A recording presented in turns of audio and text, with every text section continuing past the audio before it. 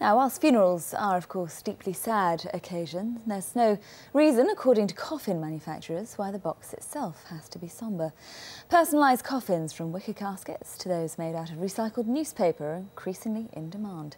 Fiona has been finding out how these days final resting places come in all shapes and sizes.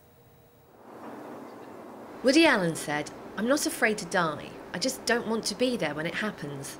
Unfortunately, that's something none of us can change, but more and more people are taking control of their final send-off.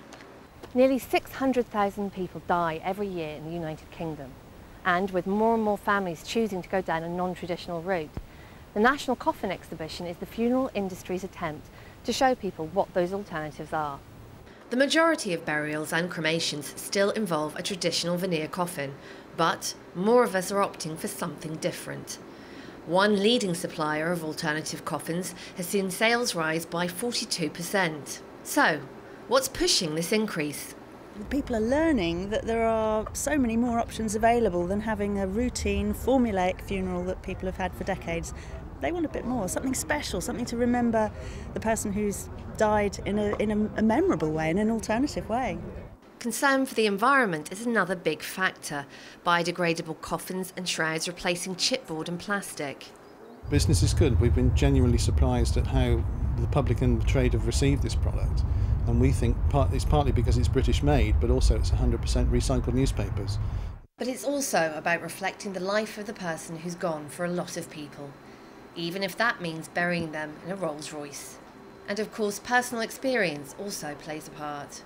What triggered us to come was my brother was drowned about 6-7 weeks ago, and he had a wicker coffin, which is the first time we'd seen that sort of coffin, which was very impressive.